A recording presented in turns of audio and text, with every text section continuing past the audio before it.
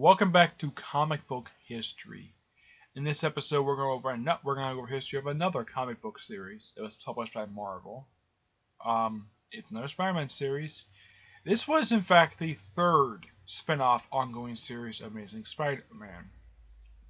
It was launched as basically the book replaced another series, which was the first spin-off series to replace Marvel Team. I'll get to the Marvel Team in a later episode, but this series I wanted to talk about basically the history of this series. It was started back in April of 1985 and it was ended in October of 1995 after publishing 129 issues and 10 annuals. Of course, the 10th annual was one of the super specials for the Planet of the Symbiote saga. Now, who were the writers of this series? Yeah, people like Louise Simonson, the same writer who started the X Factor series, the original live X-Men, Danny Fingeroth, David Michelinie, Peter David, Larry Lieber, Lynn Kamasi, Dwight John Zimmerman, Bob Layton, Jim Housley, aka Christopher Priest, Jan DiMatteo, Ann Nocenti, Jim Shooter, Jerry Conway, Fabian Nicieza, Steve Gerber, Adam Bushin, Richard Howell, John Byrne, Tony Isabella, Terry Kavanagh, Kurt Busiek, Howard Mankey, and Todd Zadigo. That is a majority of the known writers for this series. But there has been other writers who have been associated with this series. Well, Jerry Conway had one of the most prolific runs on the title. Yeah. His run for the title was actually pretty interesting. He had a pretty long run. I think it's here.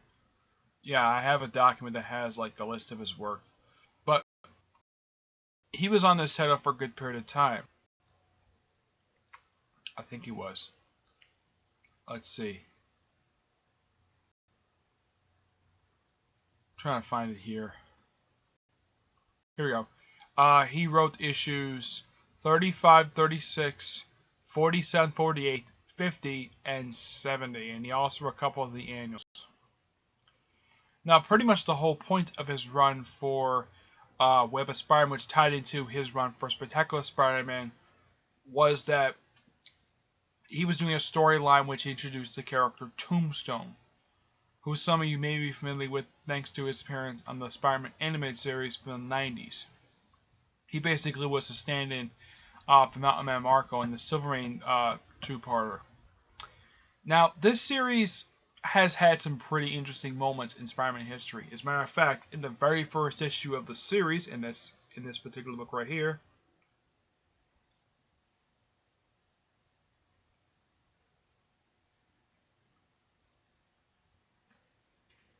is that Spider-Man. Not this one. It's in this one right here. Is that in the very first issue, in which, by the way, is collected in the Origin of Venom, with this awesome looking cover, which you can find this on Wikipedia. This is usually the cover they usually go with when it comes to Web of Spider-Man. Which that in the first issue of the Web of Spider-Man series, not exactly a big spoiler because this issue's been out for years, is that in the first issue, that's how he loses. Like, you know how anybody who saw Spider-Man 3 and saw that very crazy scene of Spider-Man ripping off the Spider-Man symbiote thanks to ringing bells in a church? Well, that scene has been adapted. I mean, this issue's been adapted a couple times over the years. I mean, Spider-Man 3 was not the only time this issue was adapted. This issue was also adapted for the Alien Symbiote Saga Part 2. Yeah, the very scene where you have Spider-Man ripping off the symbiote while he's banging the bells because the symbiote does not like sonic noise. He doesn't like noise that much. But basically, that's how it got off him. Now, aside from Tombstone, there wasn't any really big villains that made a debut in this series. not necessarily no.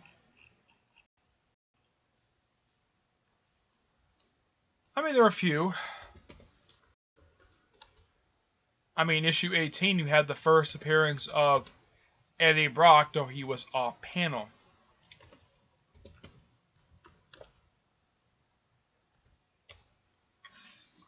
Yeah.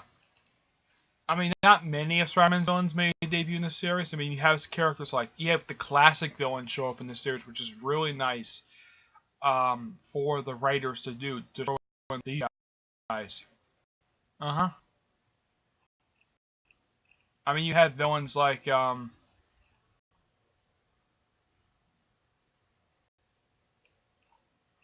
let's see here. In Web of Spider-Man number 6, of course, 36, it was the debut of Tombstone.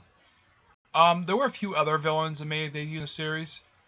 You also have the character Humbug, who made his debut in issue 19. You also have Kane, in 119.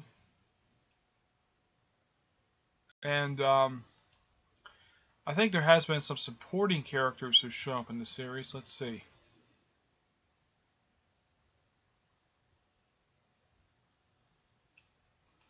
Well, they throw in some science aspects in here.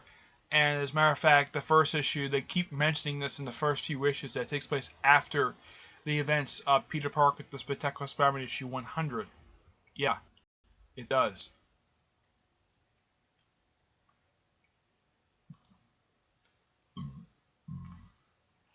Excuse me.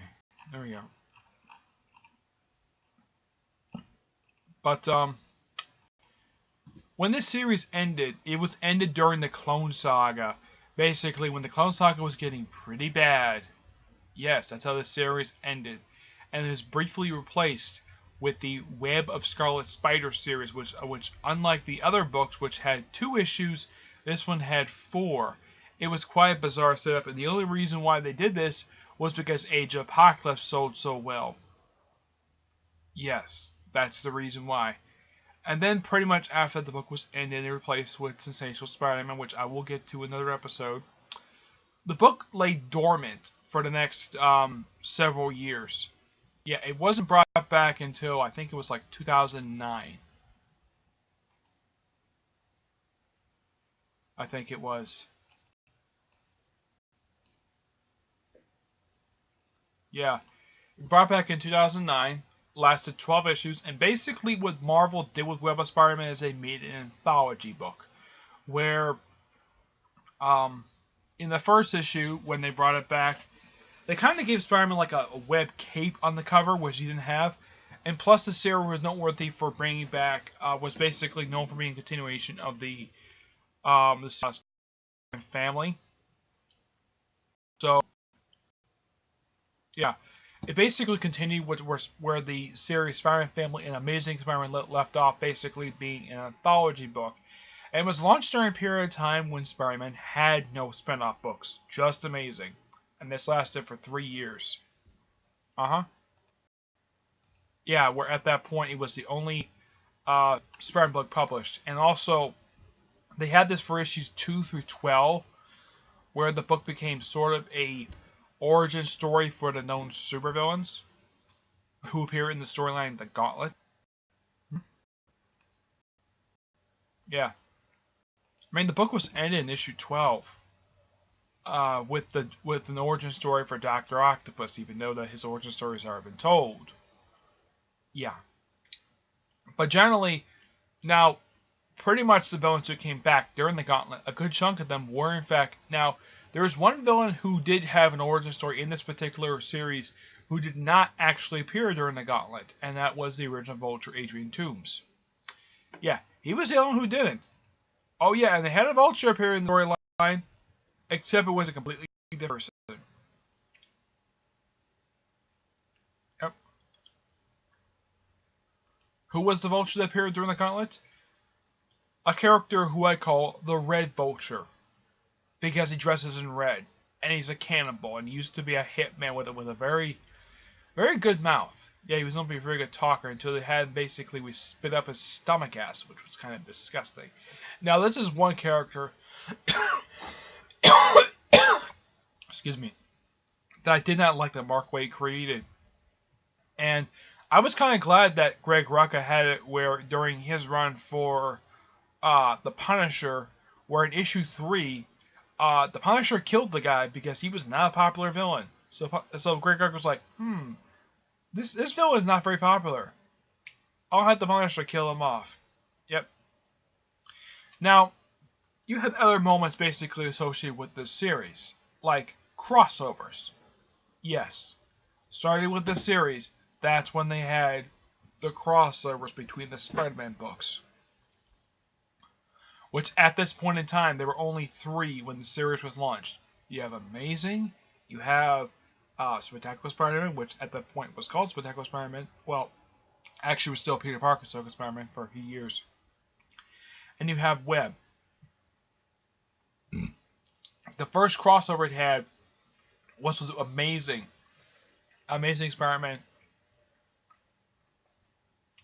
And the reason why it did that is because it was dealing with a tie-in to Secret Wars 2 involving the Heroes for Hire building to be turned to gold by the Beyonder, and the supervillains basically fighting amongst each other for this gold.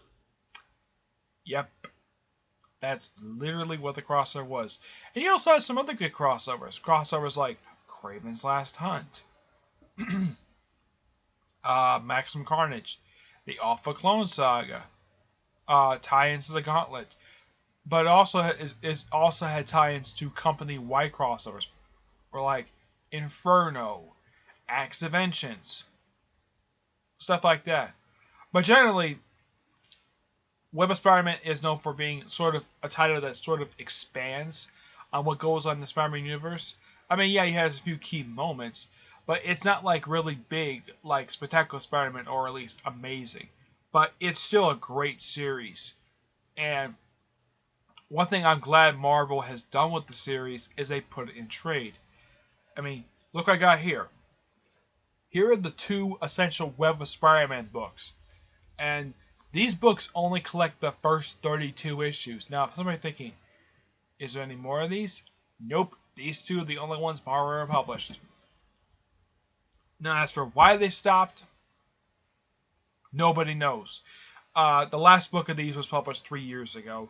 So they've been publishing these other type of books. Like, there's been trades like Life of Mad Dog Ward. Generally, crossovers is generally the only time, or the Spider-Man Tombstone book, which does collect issues from Web of Spider-Man. But generally, that's how it works. Basically, whenever there's been a few books here and there that has collected Web of Spider-Man on its own, where it's not part of crossovers, like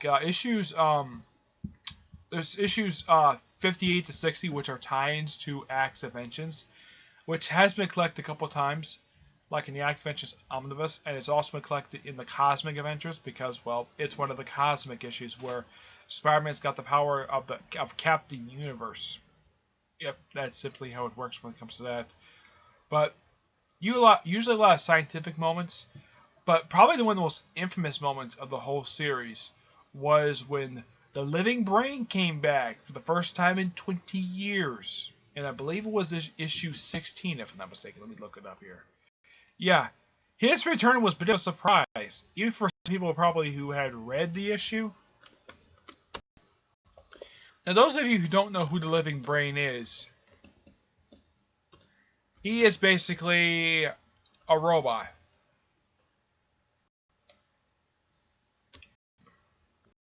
Yeah. A robot that goes out of control. That is literally what the thing is. Yeah. Come on. Thank you. Yeah, that is literally what this thing is. I mean, after a couple, and this was actually his second ever appearance. I mean, I think the only appearance it ever made over the years was in flashbacks, but this is his first actual appearance. Now, some people might think this issue was sort of a retread of the original back 8. Of course, when it came back, it was actually in let's see here.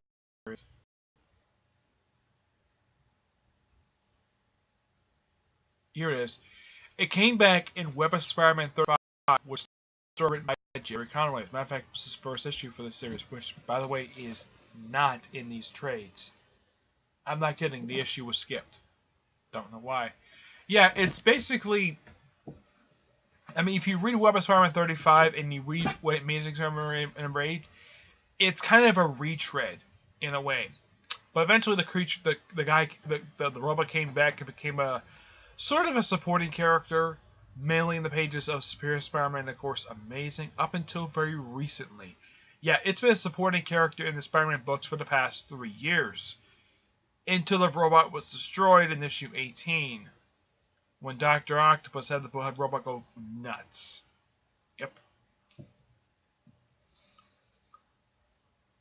But yeah, some key moments here and there, but it's a really great series to read. I mean, it's not like high profile like the other, like Spectacular or Amazing, but it's still a damn good series. And like I said, great writers, great artwork for the series. Excuse me. I highly recommend it. Now, my friend Edgar is planning on doing a review of the series soon, and I'm going to be helping him whenever he's I'll be filling in for him basically whenever he's not available. But yeah, so that's all I gotta say. Web of Spider-Man. I highly recommend you check it out. I will do in later episodes. I will talk about like Spectacular Spider-Man, Marvel team ups, and I will talk about the other Spider-Man series, including the history of the current ones. Okay, but that'll be in later episodes. But until then, I will see you there.